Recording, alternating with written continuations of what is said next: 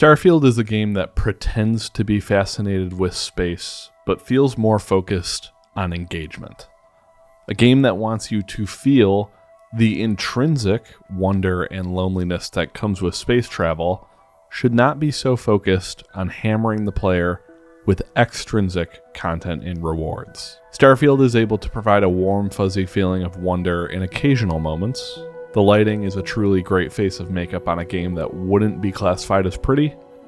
Can't save the facial animations, but it had me pulling out photo mode within the environments. The NASA punk older school aesthetic I find really cool. I'm personally obsessed with the messiness and customizations as features within the designs instead of flaws. The aesthetic does make it feel very human. It adds to the wonder of space because it doesn't feel like we're masters. It feels like we're just trying to figure it out. And the game showcases the differences in humanity's ability in space in a spiritual sense when you see the outfits and the ship of the Starborn.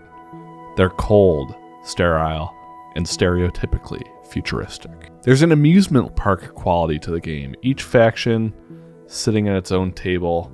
I know I just said amusement park, but it's like a college fair. They have their little decorations and their own tablecloth, and they pitch you on the wild space experience you're about to have with them. Some of them are right. The nature of the travel and the sole focus on you as protagonist can create a very disjointed feeling game. There's the fast travel, the game critique, but it also feels like the world wouldn't exist if it wasn't trying to make you have fun. Does anyone in or from Aquila not named Sam Coe even know that New Atlantis exists? If the game is going to shrink the world by fast traveling, the culture should feel that way as well. I found very few moments where a character in one part of the world would even reference another part of the world. It felt like they were in their own separate areas, their own separate stations. The only area that doesn't feel like that is Constellation, which feels more like the start of a bad joke. A cowboy, a British woman, and a billionaire walk into a bar. However, I like amusement parks. I find them fun. I find Starfield fun. I found at least some level of enjoyment from all of the vast amount of features, but it did lack some staying power. Combat lacks weapon variety, thoughtful design with few exceptions, a cohesiveness with any of the secondary powers. There's no viable stealth, really. And the AI is actually brain dead. Beg for mercy.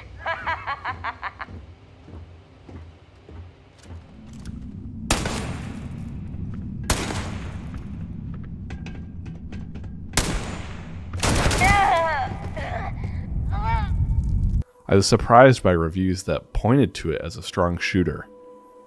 Difficulty only affects damage output. I understand that it shouldn't be a very sweaty game. It is an RPG, it's not meant to be solely a first-person shooter, but it fails to be engaging with just how easy or mindless it can be. I did think the main quest lines I played led to some fun environments and the best combat set pieces. They also led to decisions that I actually really had to consider. The ship combat I thought was some of the most satisfying combat. I actually enjoyed it quite a bit. And ship building is its own little feature, and I thought that was very cool. Took me a while to learn, but once I learned it, I was happy I did. I find myself conflicted on my perception of BGS's priorities. On one hand, I respect them for saying fuck it and attempting to make the everything game. Sure, these systems aren't deep, but there are a lot of systems. However, I want a more focused experience that relies less on procedural generation to achieve its scale. Starfield is a game that I wanted to like. I went into it completely biased, and it should be specified. I do like it. I missed the feeling of being in the Bethesda swing of things, where you will find a balance between quests that rely on social dynamics and ones that rely on your weapons. That dichotomy is satisfying even when it has its issues. Despite my enjoyment, Starfield feels like a moment of acceptance for me. I'm never going to see BGS go back to real RPGs. They aren't going to attempt New Vegas or try a game like Morrowind anymore. Instead, they make guided experiences that take place in a themed environment. The quality of that experience will rely on the content within it.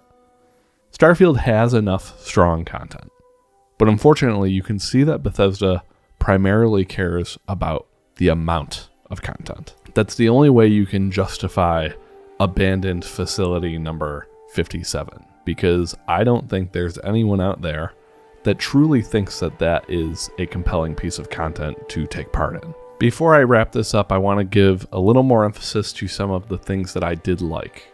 All of the quest lines I did ultimately were satisfying to me. I did not complete every faction quest line or do every side mission by any means, but everything I did, I enjoyed. Even when it was something smaller, like get the ship back for this bartender who just spent all of her money to buy a ship.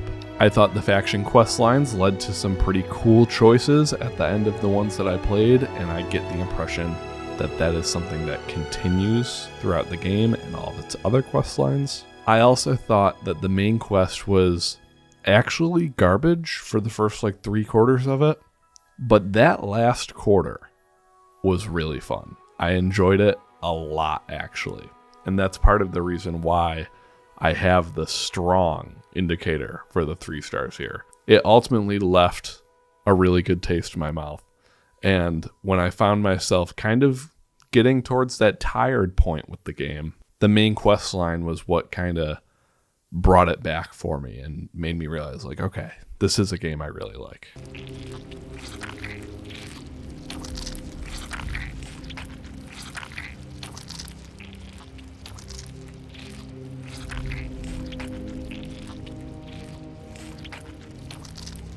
I played Starfield for about 45 to 50 hours, and I felt that was the right time for me.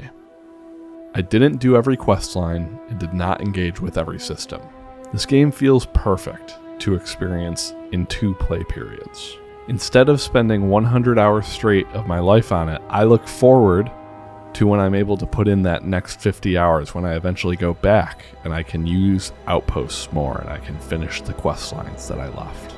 Partly from the game, partly from how I'm wired, if I forced myself to play the game for 100 hours straight, I'd probably feel much more negative.